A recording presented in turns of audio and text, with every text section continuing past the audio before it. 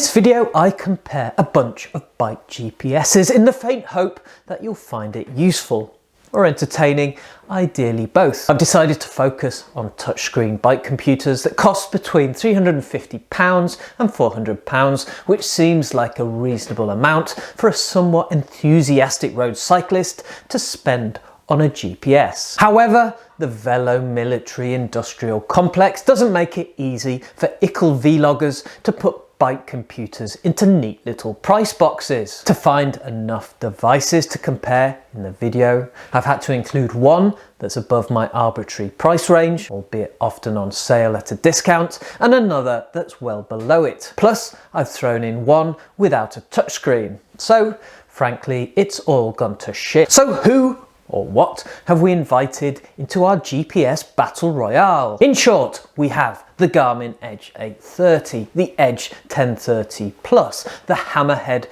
Kuru 2 and the Brighton Rider S500. And the non-touchscreen wildcard is my old favourite, the Wahoo Bolt V2. Why, you ask, not the new Edge1040, whether the solar powered one or the conventional petrol engine version? In short, too expensive, even with the vast wealth generated by the sportive cyclist web empire. I cannot bring myself to drop over £500,000 to buy one. As I say, and of course your mileage may vary, £350 to £400 is an almost justifiable amount to spend on a decent quality touchscreen device with a well-designed UI. So how's this going to work? You'd think I would design some neat criteria around which to structure this comparison.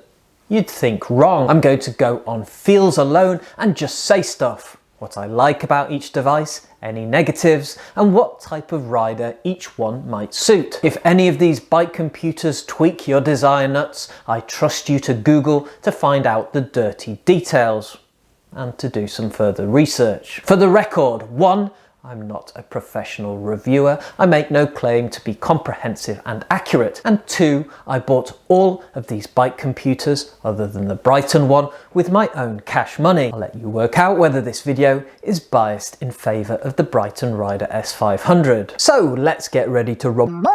Starting with the Garmin Edge830. Straight out of the box, I like this bike computer. In the 2 years I've owned it, my view hasn't changed. It's compact on the handlebars, but has a good size screen. The touchscreen has always worked well for me. The Edge830 is packed with training, safety and navigation features. I particularly like Climb Pro for tackling dishearteningly steep ascents. Onboard navigation is clear, easy to use and quick to recalculate. It supports all the sensors you'll realistically be using and integrates nicely with Strava, both for segments and routes created on that platform. There's not a lot to dislike about the Edge830. It does have one of the smaller screens of the computers on test, so if your tippity-top priority is navigation, this might be limiting as you scooch around the map. But I came to the Edge830 having owned the 530 and similar sized non-touchscreen devices, so I've not felt this limitation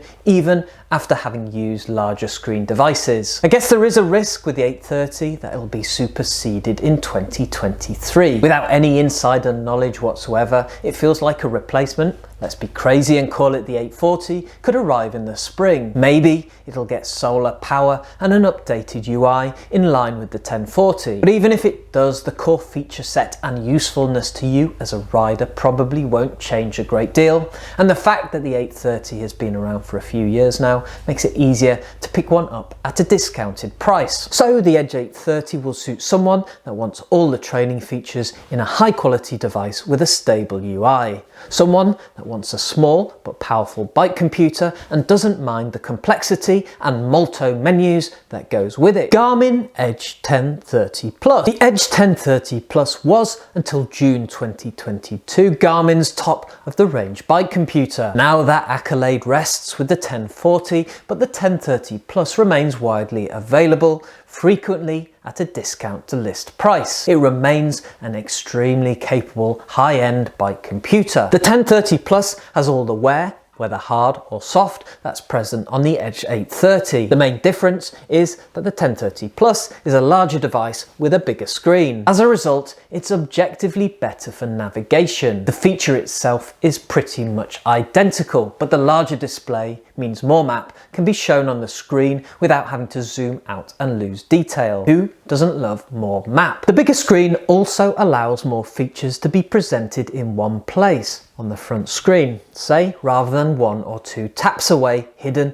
in another menu. So there's a very slight usability benefit over the Edge830. Like the 830, the screen is somewhat reflective in bright conditions, not a particular issue in isolation until you've experienced the beautiful matte screen on the Kuru 2. But we're goosing the shark a little early with mention of the Kuru, so I'll move on. The main difference in software feature terms is that for the 1030 Plus, daily suggested workouts is added to Garmin's already full training tackle box. Whilst quite interesting as an idea, being able to outsource your training to the complex algorithms of a bike computer, daily suggested workouts doesn't feel like the must-have feature that compels you towards the 1030 Plus. So the device would suit a rider seeking the power of higher-end Garmin's, doesn't mind complexity and wants a larger screen. Navigation and mapping will be a high priority item on your list. I managed to pick up this Edge 1030 Plus at a similar price to the Edge830.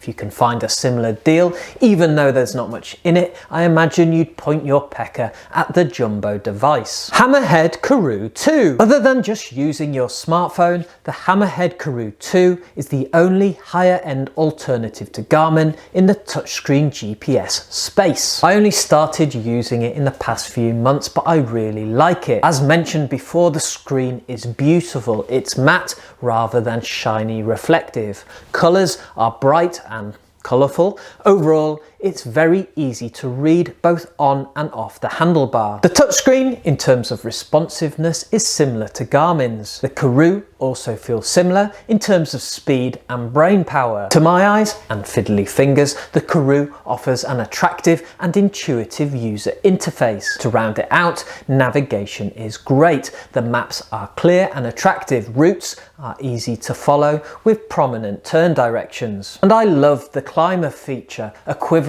to Climb Pro on Garmin's, but with the brucible bonus of automatically finding and analysing climbs even if you're not on a predefined route. Interestingly, not interestingly, the Kuru 2 is based on a slightly different philosophy to other bike computers.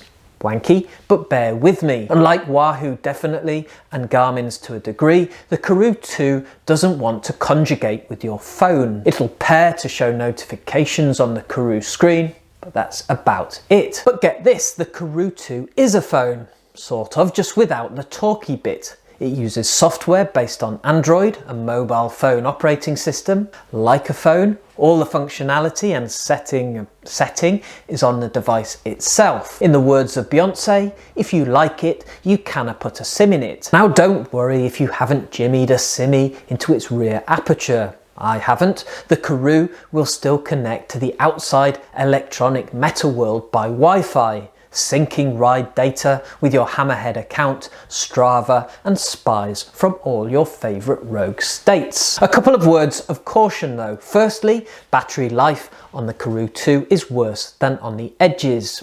In my, of course, highly scientific testing, I've been getting 8 hours of battery life. Edges and Wahoos generally get into the double figures. I've not done a true side-by-side comparison, but the Edges will definitely go for longer between charges. Secondly, as of right now, you can't switch off the automatic reroute if you go off Tonto. Annoying if you're deliberately diverting to a cafe stop but planning to return to the original route. Finally, Shimano has thrown its electronic gears out of the pram after SRAM bought Hammerhead. So the Kuru lost its Di2 integration, displaying your current gear battery level, that sort of guff. The Campag and of course SRAM versions still work fine. The Kuru 2 will suit, well, me. I likes it very much, and right now I'd be choosing it over the two Edges on test. I love the vibrant display and the user interface. Climber is a bit of a USP for someone that finds unknown climbs dispiriting. The Kuru 2 won't suit riders partial to ultra long distances, particularly those without a secondary power pack or those in a monogamous relationship with Garmin or Wahoo. But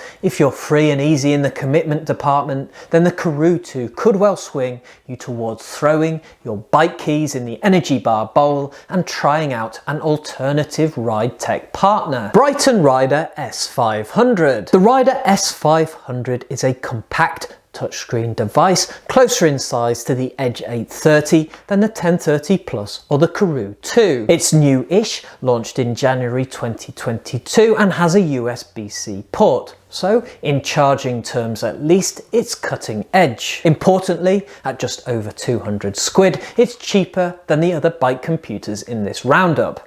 But is it better value? Although similar in device size, the Brighton has a smaller screen than the Edge830. Not a problem generally, but the limited screen size is noticeable on the mapping page. Compared at max settings, the Rider display isn't as bright as the other computers on test, but then who rides around with screen brightness on max? In day-to-day use, it's been fine. The S500 screen is reflective in bright conditions, but then so are both Edge devices. The touchscreen is okay, it's usable, but not as responsive as the other computers on test. It can also be a little erratic, selecting menu items when I didn't mean to. The Edge and Kuru touchscreens more accurately pick up my display diddling digits. The S500 has some nice features. I like the graphical data fields that can be displayed on the grid screens. I'm a fan of the dedicated climb challenge screens. It connects to all the sensors, radars, and other devices that you'd want it to. The S500 is a solid choice for recording all of your ride data and supporting your training efforts. The main compromise with the S500 is navigation. The Brighton doesn't do it on the device, instead relying on being paired with a phone running the app. The maps on the device are less detailed, and you lose more of the detail as you zoom out versus the Kuru and the two Edges. The S500 is slower to render maps as you zoom and sluggish to calculate routes. Using the S500 to follow a route is fine, provided you have a well-charged smartphone lodged firmly in your jersey pocket. The screen size is a bit pokey, but the turn alerts are clear. I found it fine to create routes on Strava or the Brighton app and then upload and follow. So who would the S500 suit? Obviously someone that wants a touchscreen GPS but without the moolah to go for an Edge or Kuru. Your focus will be on the core ride tracking and data screen displays, which the S500 does well. You'll have to be okay with the Brighton approach to navigation and have confidence in the longevity of your phone battery. You'll also have to put up with a less polished user experience than we're used to on most modern tech devices. But what if you're truffle shuffling with a modest budget but want a more delightful user experience than the S500 can offer? Well, you'll have to forego the touchscreen, which kind of negates the whole premise of this video. Whatevs, I present to you my non-touchscreen wildcard, the Wahoo Bolt V2. As of right now, Wahoo don't do touchscreens, but they do really appealing bike computers. Whilst not as feature-packed as higher-end Garmin's, Wahoo has, for me, established itself as the bike tech company most focused on user experience.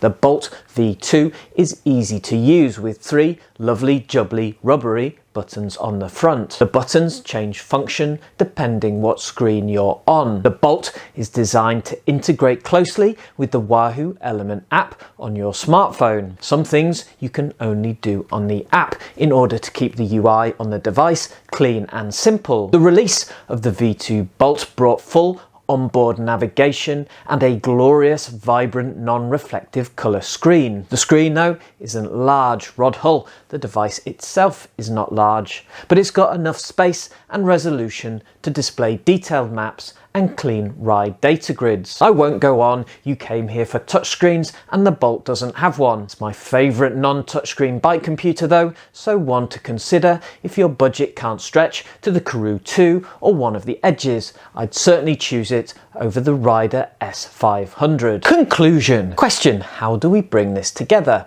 Answer: with some unsatisfactory bland conclusions. They're all good bike computers, they'll all do a good job of work. Actually, scrub that, you should buy the Hammerhead Kuru 2. Sure, if your entire life is built around the data accrued in the Garmin Connect app over the last 10 years, you can stick with one of the Edges. Or, if Di2 electronic gearing integration is a deal breaker, the Edge830 and 1030 Plus are both powerful but very usable devices. Whilst the Brighton Rider S500 is the cheapest bike computer on test here, it's still a fair chunk of change for a bundle of plastic, chips and circuit boards to rubber band to your handlebars. If I'm spending money in that ballpark, I'd choose a more refined button-only device with a better and more stable user experience, or save up some more money. Of all the computers on test, the Kuru is the only one that sets off warm rumblings in my cyclo-loins. The display is fantastic. I love all the colours, particularly the bright orange Strava Live segments integration. The climber function is tippity top. I find the user interface easy to use and attractive. Functionally, it does everything I need from a bike computer. But keep on rocking in a free world. You should absolutely do you. And whilst you're doing you, watch my full review of the Hammerhead Kuru 2, which you'll find just here. And please would you subscribe?